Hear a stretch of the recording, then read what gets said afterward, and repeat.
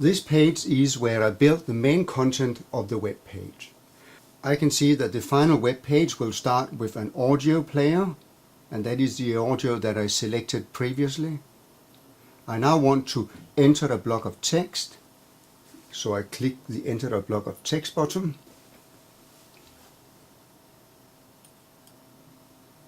When I work with text blocks, I can either type in a text or I can paste in a text. I have prepared a text in Notepad, so I go to the first part of the text I want and I copy it. The best way to copy a text is with Control and then you press C, and I go back to the TextBlender and I click on the bottom here that says Paste Text. If you paste in text from Microsoft Word, you might experience that the text begins with a lot of rubbish like font type, Times New Roman, etc. etc. In that case, you simply have to delete that part of the text. Otherwise, it will not work. If I want the first line in my text to become a bold headline in the final web page, I have to put in an asterisk. I put in an asterisk. In this version of the TextBlender there are 4 buttons. One is the one I used to paste in the text, paste text. I could also have used Ctrl V up here, but it's better to use this one.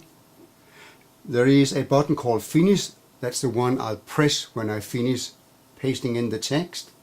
I can delete the text to make sure that everything has been deleted. I can also change fonts. I'll try to click on that one. And I'm able to select different kinds of fonts and the size of them. But it's important to understand that this does not change the font on the final web page. The reason why you can change fonts here is that for some languages it may be needed in order to see the text properly. So now I just click Finish. As you can see now, there is a text block under the audio player. I can also add media to my page by clicking the Add Media. It gives me 2 options. I can insert graphics or photos, or I can insert a video, and if video is chosen it will be a YouTube video. I'll show you that.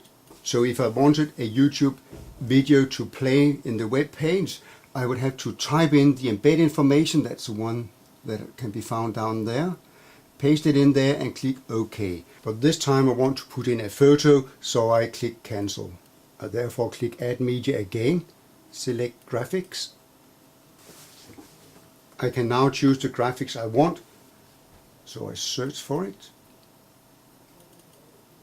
I want it to have the underground. I click OK.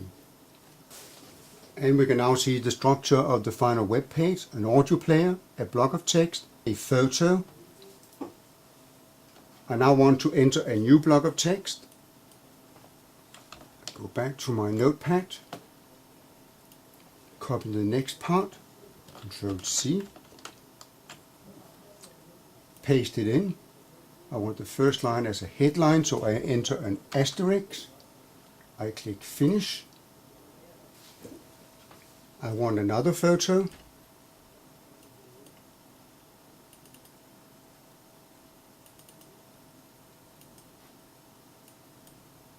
I'll put in one more text block. I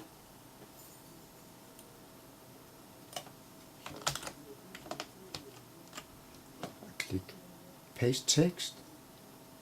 In this case I don't want a headline, so I just click Finish. I'll take one more photo, click on Graphics.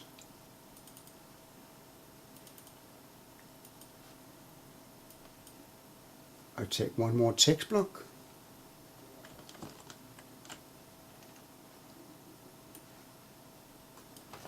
Ctrl C, paste text, finish, and one more photo again.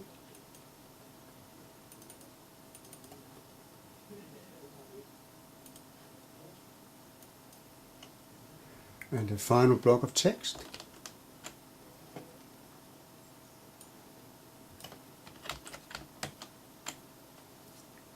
Paste, finish, and this is all I want for my web page, so I continue to select dictionary.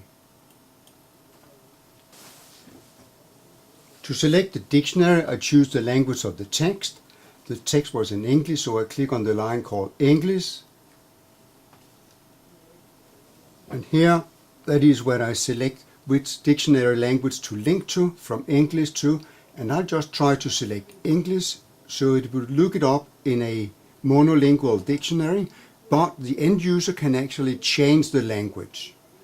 So finally I can click on a summary to see everything that I have selected.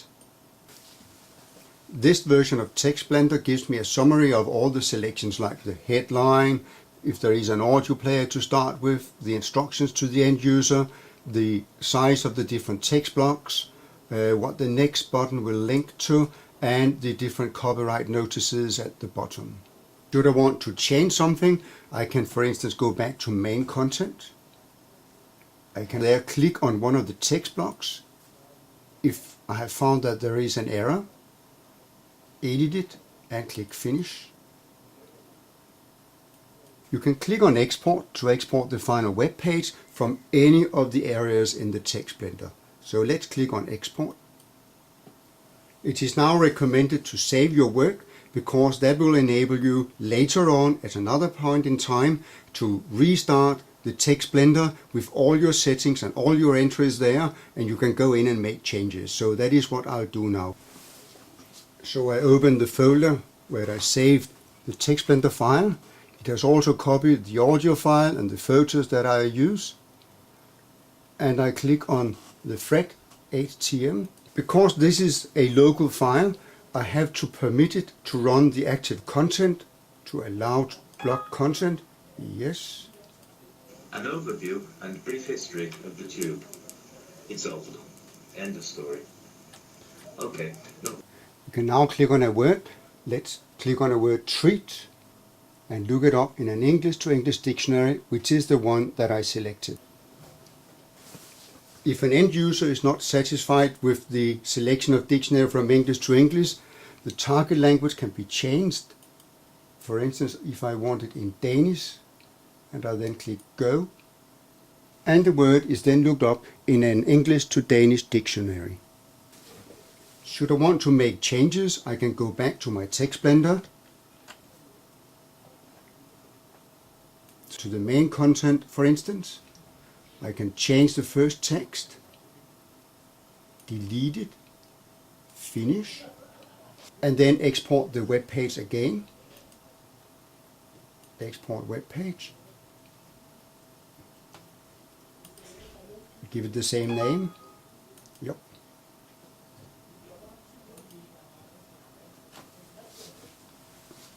To see the change, I need to refresh the web page.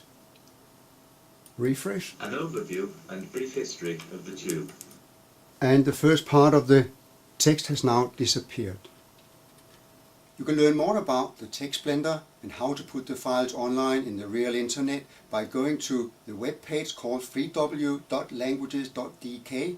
Click on the tools area, and from there you can watch the different videos that shows how to do so. Enjoy.